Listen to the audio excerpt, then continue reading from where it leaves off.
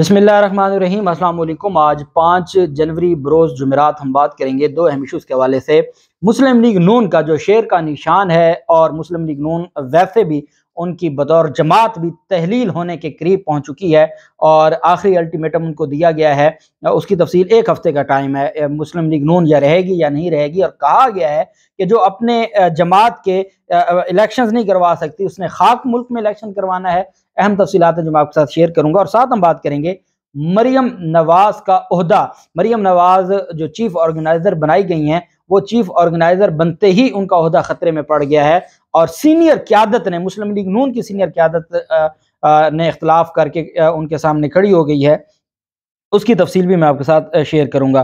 पहले तो मैं आपको बताता चलूं, फैसल वावडा जिन्होंने ये सारा मामला किया था, आप जानते हैं इमरान खान ने जो प्रेस कॉन्फ्रेंस की है आज, वो बहुत अहम है और उसके जो 3-4 अहम पॉइंट्स हैं वो मैं अगले वीलॉग में तफसील से आपके साथ शेयर करूंगा। एक बात मैं आपको बताता चलूं कि दो ऐसी प्रेस कॉन्फ्रेंसेज हैं जो हमने देखी हैं। एक फैसल वावडा की थी जो पीटीवी पर चलाई गई थी और वो इमरान खान के लॉन्ग मार्च से पहले थी, और वो भी कत्लेआम और धमकियां थी कि खून बहेगा और खून की नदियां बहेंगी।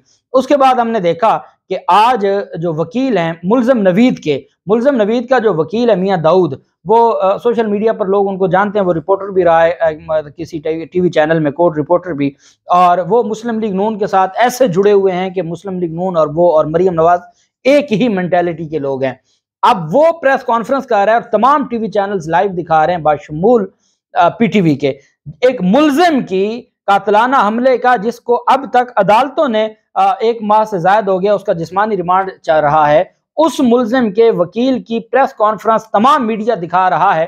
तो फिर कहते हैं, और जो मजलूम है जिन पर कातलाना हमला हुआ उसकी प्रेस कॉन्फ्रेंस मीडिया पर पाबंदी है और उस तरह नहीं दिखाने दी जाती, और पीटीवी पर तो बिल्कुल नहीं दिखाने दी जाती। तो फिर कहा जाए कि हम सारी चीज़ें हैं, न्यूट्रल हैं। आज जब लाहौर हाई कोर्ट में समाअत हो रही थी तो वहाँ एक वर्ड बार बार इस्तेमाल हो रहा था कि जब ये कहा गया कि इलेक्शन कमीशन की जिम्मेदारी है कि वो शफाफ इलेक्शन करवाए, गैर जानिबदार और न्यूट्रल हो के, ये इलेक्शन एक्ट में वर्ड है न्यूट्रल का। तो जस्टिस जवाद हसन जब न्यूट्रल का वर्ड आता था वो रोक देते थे, कहते नहीं ये लफ्ज नहीं कहना, मजाहन अजरा मजा वो फरमाते थे कि ये न्यूट्रल का वर्ड नहीं इस्तेमाल करना। बहरहाल अब सारी चीजें तो सामने आ गई।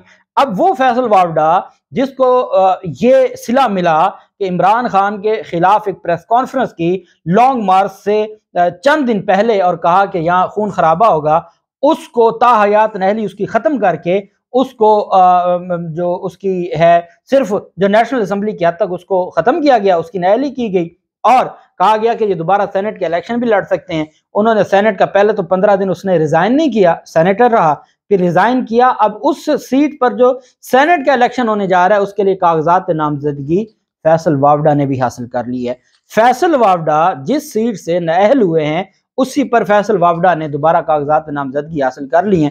तो क्या ये डिसाइडेड था कि आप इमरान खान के खिलाफ बात करें, आप इमरान खान के खिलाफ इल्जामात लगाएं, आप इमरान खान का जो लॉन्ग मार्च है उसको नाकाम करें, हम आपको आपकी ताहयात नहली भी खत्म करवाएंगे और हम आपको दोबारा सेनेटर भी बनवाएंगे? क्या ये डिसाइड हुआ था? ये हालात से तो यही लग रहा है कि ये कैसे हो सकता है कि फैसल वावडा खुद दोबारा कागजात नामजदगी हासिल करे, और ये पीटीआई का बागी रहनुमा है और इसने कागजात नामजदगी हासिल किए हैं।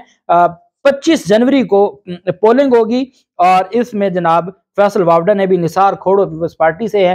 तो अब पता नहीं फैसल वावडा को नून लीग ने खड़ा किया, ये तो फिर चीज़ें सामने आ जाएंगी, लेकिन कागजात नामजदगी उन्होंने हासिल कर लिया, जो इस बात का सबूत है कि ये जनाब मामलात इनके हैं और ये आगे मामलात और खुलकर सामने आएंगे और ये बेनकाब होंगे। लाहौर की स्पेशल कोर्ट सेंट्रल ने कमाल किया है। मुल्ज़मान के खिलाफ चालान जमा करवाने पर ताख़ीर से मुतल्लिक FI और वजारत दाखिला से 5 साल से ज़ेर इल्तवा केसेस का रिकॉर्ड तलब कर लिया। अदालत ने डायरेक्टर FIA लाहौर की तनख्वाह ता हुक्म सानी बंद करने का हुक्म जारी कर दिया। लाहौर के FIA के डायरेक्टर की तनख्वाह बंद कर दी है स्पेशल कोर्ट सेंट्रल ने। अदालत ने करार दिया कि FIA को दलेरी से कानूनी कार्रवाई की खिलाफ वर्जी की आदत हो गई है। स्पेशल कोर्ट सेंट्रल के जज बख्त फखर बहजाद ने सफीर गोंदल के केस पर फैसला जारी किया, जिसके खिलाफ इमिग्रेशन ऑर्डिनेंस और पासपोर्ट एक्ट के तहत मुकदमा दर्ज है। अदालत ने डायरेक्टर FIA के खिलाफ कार्रवाई के लिए शो का नोटिस भी जारी कर दिया। फैसले में कहा कि FIA को دلیری سے قانونی کارروائی کی خلاف ورزی کی عادت ہو گئی ہے۔ ایسی چالیں عدالتی نظام کو سبوتاژ کرنے کے مترادف ہیں۔ فیصلے میں قرار دیا گیا کہ لگتا ہے کہ ایف آئی اے کے ڈائریکٹر اور ڈپٹی ڈائریکٹر خود کو قانون سے بالا تر سمجھتے ہیں۔ یہ سب ڈائریکٹر ایف آئی اے اور متعلقہ ڈپٹی ڈائریکٹر کے علم میں لایا گیا تھا۔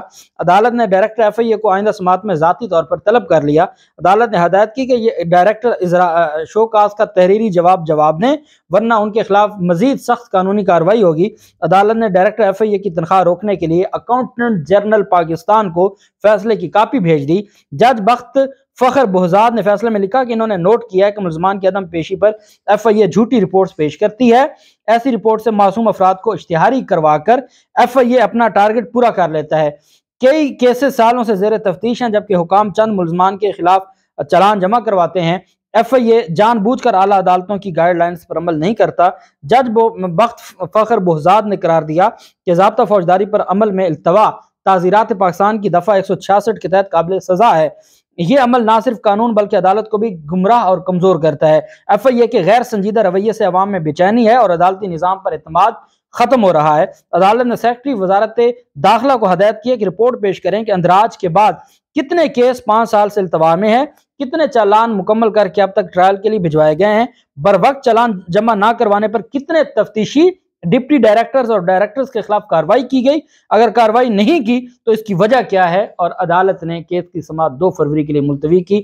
سیکرٹری داخلہ سے الگ سے رپورٹ طلب کی، اس کی تنخواہ بھی روک دی اور اس کو شو کاز نوٹس جاری کر کے ذاتی حیثیت میں ڈائریکٹر کو طلب کر لیا۔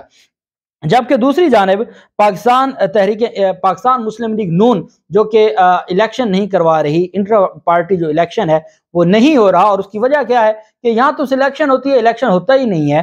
اور مزے کی بات یہ ہے کہ ابھی مریم نواز کو سینئر نائب صدر بنا دیا گیا تو قانون کی تو دھجیاں اڑا دی گئی ہیں۔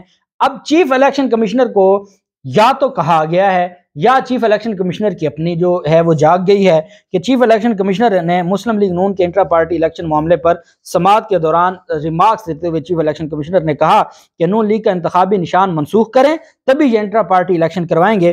انٹرا پارٹی الیکشن کے معاملے پر سماعت چیف الیکشن کمشنر کی سربراہی میں 3 رکنی بینچ نے کی۔ مسلم لیگ نون کے وکیل ارشد جدون پیش ہوئے۔ الیکشن کمیشن حکام نے بتایا کہ نون لیگ حکام نے یقین دہانی کروائی تھی کہ وہ 30 دسمبر کو انٹرا پارٹی الیکشن ہو جائے گا۔ تو عدالت نے کہا جی کیا بنا ہے؟ تو انہوں نے کہا جی 30 دسمبر کو انٹرا پارٹی الیکشن ممکن نہیں ہے اور ہمیں ٹائم دیا جائے اور ہم قانون کے مطابق ساری چیزوں کو دیکھیں گے اور ہم اس معاملے پر اپنی جو ہے وہ 31 جنوری تک انٹرا پارٹی الیکشن ہم کروا دیں گے۔ 31 جنوری تک احسن اقبال نے اس حوالے سے درخواست الیکشن کمیشن میں جمع کروا دی۔ 31 جنوری کو پارٹی الیکشن ہو جائے گا، آخری موقع دیں۔ چیف الیکشن نے ریمارکس دیا کہ جو جماعت اپنے الیکشن نہیں کروا سکتی وہ باقی الیکشن خاک کروائے گی۔ بڑی بات، ہمیں مسلم لیگ نون کا انتخابی نشان منسوخ کر دینا چاہیے۔ انتخابی نشان منسوخ کریں گے تب بھی انٹرا پارٹی الیکشن ہوں گے۔ چیف الیکشن کمیشن نے کہا 7 روز کا، 1 مہینہ کوئی نہیں ہے، 31 جنوری تک بالکل نہیں، 7 دنوں کا فائنل شو کاز نوٹس جاری کر رہے ہیں۔ انتخابی نشان منسوخی کا شو کاز نوٹس جاری کر رہے ہیں۔ کبھی آپ کو کورونا کہہ دیتے ہیں، کبھی کوئی اور بہانہ کرتے ہیں۔ انٹرا پارٹی الیکشن کرانے ہی سے سیاسی جماعت کے اندر جمہوریت آئے گی۔ 1 ہفتے کا آخری شو کاز نوٹس جس میں یہ لکھا گیا ہے کہ آپ کا نشان، پارٹی نشان آپ کا منسوخ کر دیا جائے گا اگر آپ نے 1 ہفتے کے اندر اور آپ کی جو پارٹی اس کو تحلیل کر دیا جائے گا اگر آپ نے 1 ہفتے کے اندر الیکشن نہ کروایا۔ ان کی 31 جنوری تک جو الیکشن کی مہلت کی استدعا تھی اس کو عدالت نے مسترد کر دیا اور عدالت نے کہا آپ کو 31 جنوری، یہ اب چاہتے کیا ہیں کہ مریم نواز آ جائے، کہ اگر اس نے آنا ہوگا تو وہ واپس آ جائے۔ اب مریم نواز باہر بیٹھی ہے تو وہ باہر بیٹھے کیسے یہاں پہ الیکشن ہو، اور اس کی شفافیت پھر کیا ہوگی کہ ان کو سینئر نائب صدر اگر بنا دیا ہے تو وہ تو الیکشن میں ہوں گی نہیں۔ تو یہ ساری چیزیں ہیں۔ کچھ لوگ یہ بھی کہتے ہیں کہ جو ابھی بھی طاقتور حلقے ہیں وہ نہیں چاہتے کہ مریم نواز، وہ شہباز شریف کیونکہ ان کو سوٹ کرتے ہیں تو اس وجہ سے بھی یہ جو معاملہ ہے وہ یہ بتا رہے ہیں کہ جو شہباز شریف ہیں وہی پارٹی کی صدارت رکھیں اور ان کے ساتھ جو حمزہ شہباز اور سلمان شہباز ہیں، مریم نواز کو کوئی بڑا عہدہ نہ دیا جائے۔ یہ کیونکہ اختلافات ہیں، جو بھی ہے ہمیں اس سے کیا لینا دینا، وہ وقت چلا گیا جب ٹینشن لیا کرتے تھے آئین اور قانون کو دیکھتے ہوئے۔ اب کیا فائدہ، ضرورت ہی کوئی نہیں ہے، ٹھیک ہے جو کرتا ہے کریں۔ ہم نے صرف قوم کا دیکھنا ہے، عوام کا سوچنا ہے اور پاکستان کا سوچنا ہے۔